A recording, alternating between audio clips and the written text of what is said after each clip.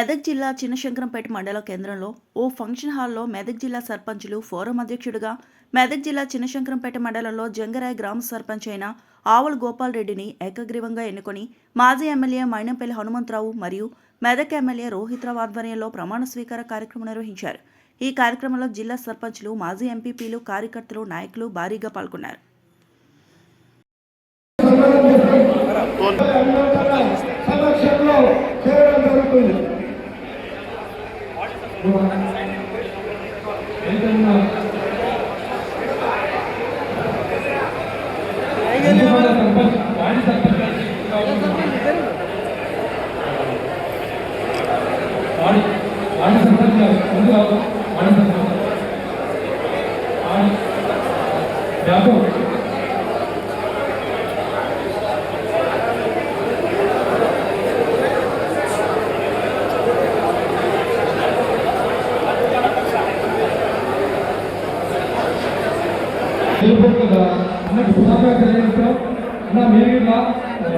సమస్యలు ఉంటాయి, ఎన్నో రకాల సమస్యలు ఉన్నాయి కాబట్టి మన దగ్గరనే అనుభవం కాబట్టి సర్పంచ్ ఎటువంటి సమస్య ఉన్నా మండల సేవ నుంచి మేము దృష్టిలో తీసుకెళ్ళగలుగుతాం.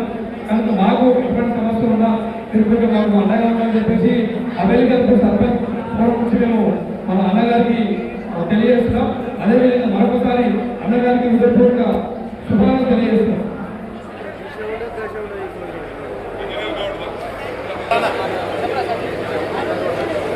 लाइटिंग ज़्यादा नहीं को लाइटिंग रात है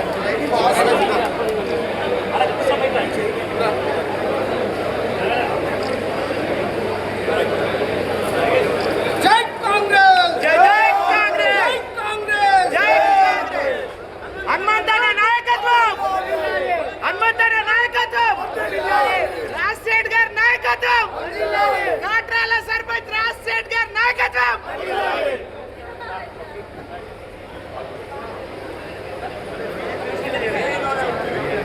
राजशेठ की भाई ने सर इन्हें नहीं वाला भारी राजशेठ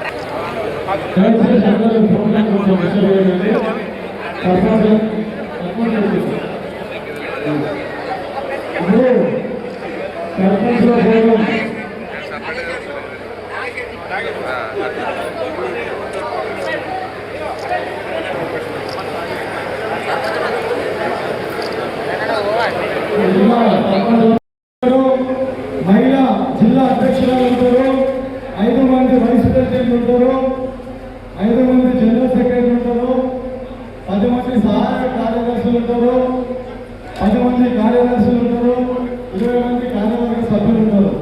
దయచేసి అందరూ అర్థం చేసుకోవాలి.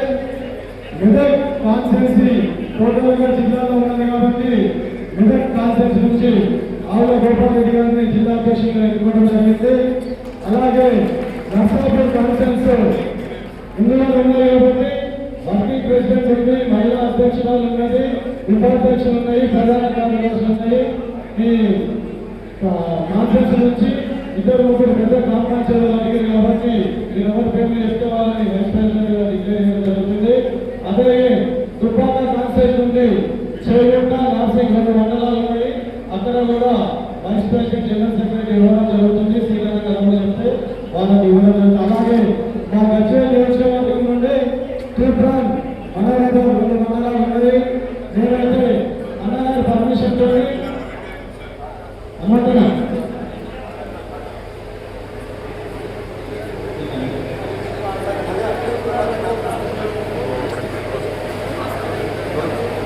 దయచేసి ఇక్కడ చాలా మంది సర్పంచ్ చేస్తున్నారని కొంచెం లేట్ అయింది. అలాగే గజ్వేల్ నియోజకవర్గం నుండి మంగళవారం తూర్పురాన్ 2 మండలాలు ఉన్నాయి. అక్కడ కూడా 2 పెద్ద పక్షులు ఇవ్వడం జరుగుతుంది. అలాగే పెద్దలు గౌరవనీయులు మన మంత్రి వర్యులు దామోదర్ రాజసింహ నియోజకవర్గం నుండి కూడా మన 3 మండలాలు ఉన్నాయి కాబట్టి అక్కడ సర్పంచులు కూడా చాలా మంది రావడం జరిగింది.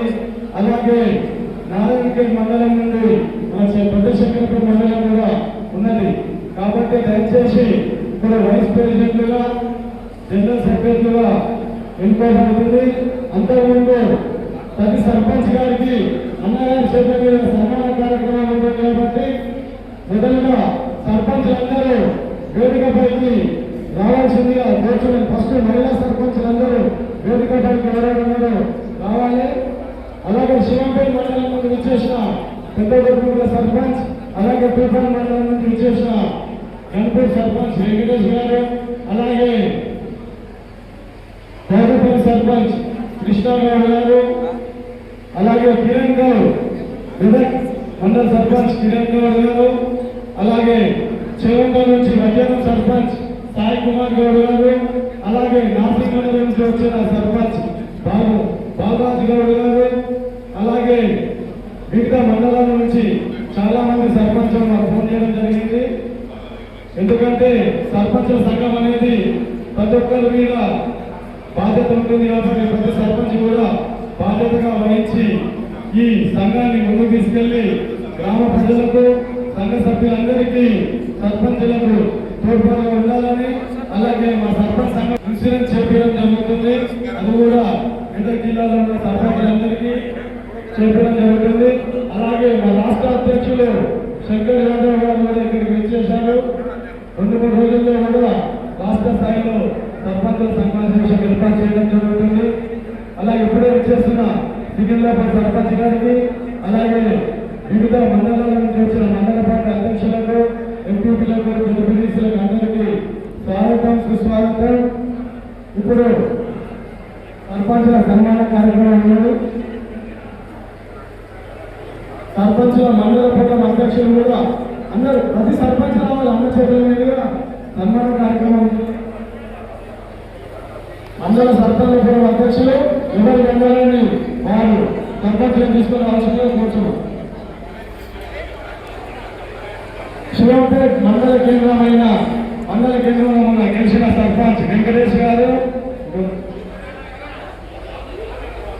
అలాగే తెలంగాణ రాష్ట్రంలోని పార్లమెంట్ గెలిచిన కాళాపూర్ సర్పంచ్ నాగరాజు గౌడ్ గారు, మెదక్ మండలం నుంచి వచ్చిన యాదవ్ గౌడ్ గారు, సర్పంచులు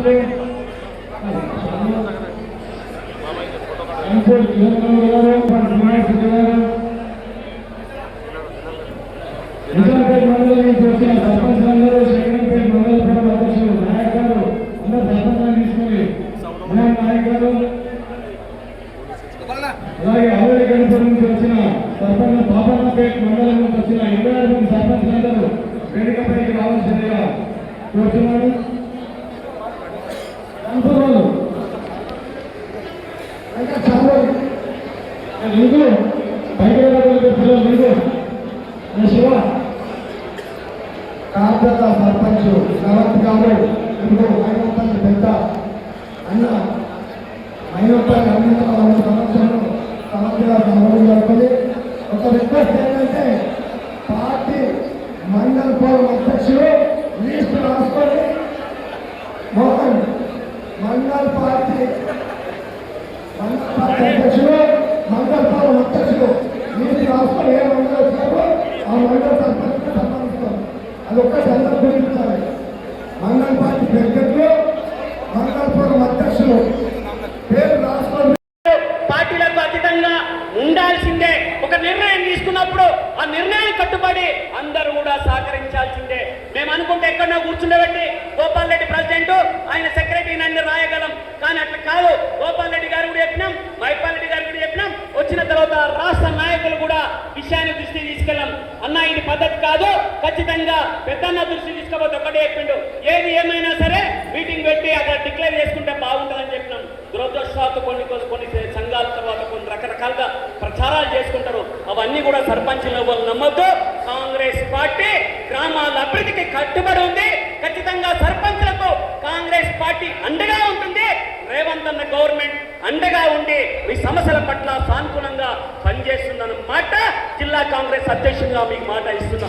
మీకు ఏ సర్పంచ్ అయినా పర్వాలేదు, ఏ పార్టీ అయినా పర్వాలేదు, ఏ పార్టీ సానుభూతుడైనా పర్వాలేదు, కానీ గ్రామాల అభివృద్ధి కోసానికి పనిచేసేందుకు ఖచ్చితంగా ఈ ప్రభుత్వం అండగా ఉంటుందని చెప్తున్నాం.